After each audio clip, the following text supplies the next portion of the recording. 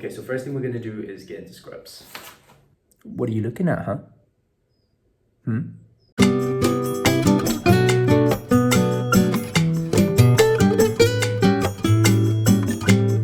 Hi guys, welcome back to the channel. If you're new here, my name is Ujjal. I'm a fourth year medical student at the University of Cambridge, and today I'm going to show you what I wear on placement and also talk about what's been going on. So the first thing we're going to do is put on some scrubs. Wearing scrubs is actually the best. You just don't have to worry about wearing shirts or anything and trying to look good. And plus they're so comfy. Go for the large scrubs just because, just nice and baggy, just how I like it. What did he say? Scrubs are on, now we're gonna accessorize. And first thing I'm gonna do is put on I've lost my ID. Kind of look like an egg. Bored at the end of last year because I got COVID and I was stuck in isolation. So I decided to shave all my hair off, and then that's how much it grew back by the end of summer. And we've got our ID in like this stretchy thing. So you can just open doors, and a bit of tape. Tape's always useful to have, especially when you're taking bloods and putting cannulas in. Ooh, one thing that I've learned on placement is that just hoard stuff as much as possible. So like as soon as you see some tape, just take it and just keep it with you, because otherwise you're gonna have to do a procedure and like look for 10 minutes. Steal from the NHS. That was a joke. Don't steal from the NHS. Okay, next up we have our fob watch. This is just for examination, so you know how many seconds have gone by. Very good for Oskies as well. Just down there dangling. Next up we have this light pen thingy, and good for neuro examinations. It's also like looking into people's mouths, I guess. You have a tourniquet, which you kind of clip in like this, and then tighten, and just great for using bloods. I really like these ones because very easy to use, and then when you're doing things one-handed, you can just press the, press that button and then it should loosen up. I think I've broken it. That just goes in this pocket here, and with that we're gonna have our notebook. I prefer having like a really small notebook and taking that along with me, and then whenever something comes up that I don't know, I just make a note of what the topic is rather than everything that the doctor tells me. And I think that way, one, you can listen more to the doctor. I think it's very hard to listen and then take notes at the same time. Chances are, if you haven't heard of something, you're not going to be able to take everything in first time. So I think it's just better to note down the topic, try to get in as much information as possible, and then go home and look that up while the information is still fresh in your mind. Also, some people like taking their iPads into wards. I think it depends on the hospital you're at if this is allowed. But I personally don't like taking in my iPad. It just feels kind of clunky, it's kind of big, and I don't know, it just feels kind of rude almost to have my iPad out while I'm talking to a patient. I don't know. And also, small notebook just fits in this pocket here. Put my pen in there as well. I'll also have my phone in this pocket here, just in case I want to look up things really quickly. But I'm using it to record, so just imagine a phone in here. And finally, we have the stethoscope. You got Sonora. Me and my friend decided that after we graduate, we're gonna go to the engineering department and ask them to engrave doctor on it. So looking forward to that. So I've got like an old pair of trainers here, comfy, quite discreet. It's just good having comfy shoes because you're gonna be standing around a lot, you're gonna be walking around a lot. So I'm currently on emergency care rotation, and that's split into two. So you get 2 weeks in acute assessment and then 2 weeks on A&E. I've done 2 weeks of acute and I'm currently on my second week of A&E.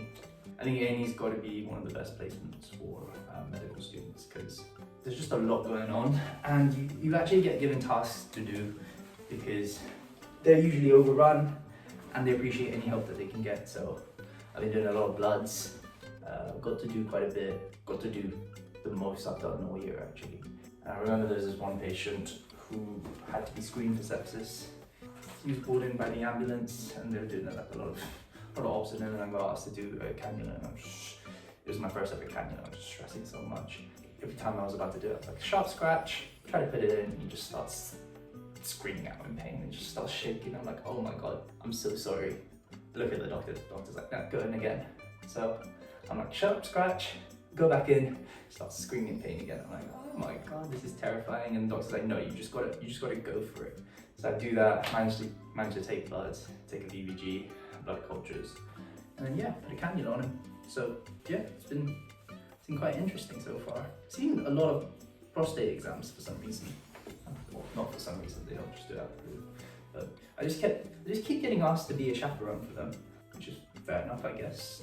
In fact, so you have a book of clinical skills that's given to you at the beginning of the year, and they teach you how to do the clinical skills, and then it's up to you to get sign-offs during placements. I've managed to do none of them this year, but most of the time you get it done in A&E, which is what's been happening.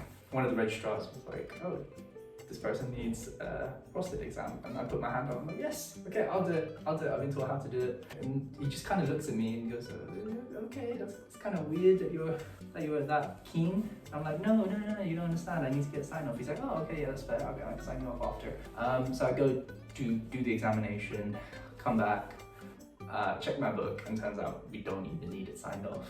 So the registrar's like, oh, do you want that signed off? And I have to turn around and look at him and be like, no, I don't actually need it signed off. And he just kind of gives me a look like, what's wrong with you? Why were you so keen to do it then? That story was a lot funnier in my head. What else is going on? Ooh, exams are coming up soon.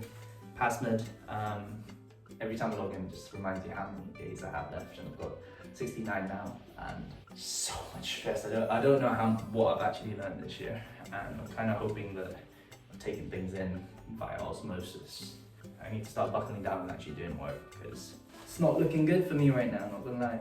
But to be fair, fourth year is kind of chaotic. There's not that much work that needs to be done, but it is a lot of adjustment and just kind of getting used to the clinical years, I guess. I think for the first 6 months, I had no idea what was going on. In your first 3 years, you don't do any clinical stuff, and having had 2 years of sciencey medicine teaching and then 1 year of whatever you'd like to do, you get thrown into the clinical years, and it's a lot. It's a bit stressful, you don't actually know what's going on, and it takes a while to find your feet. Yeah, I think different people adjust at different rates. And I am a slow learner. It's weird that after 4 years, I'm finally kind of acting like a medical student, or getting to do stuff that other med schools have been doing since first year.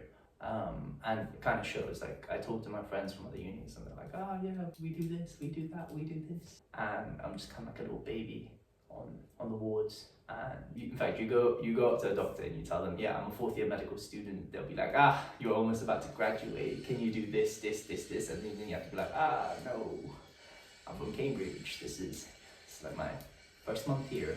And they kind of look at you with disappointment, or just be like, okay, it's kind of weird, but all right. So I've decided, instead of telling them I'm a fourth year medical student, I just go up to them and say, I'm a first year clinical student. So they're like, okay, like, I can baby you, I can take things slow. Yeah, anyway, that was a short get ready with me. The outfit, shoes and socks. I'm gonna head over now. I've got a super in about 10 minutes. So I'm gonna head to the doctor's mess, grab a coffee, and then start my day. As always, thanks for watching, hope you guys are well. And let me know what sort of videos you want to see from me next.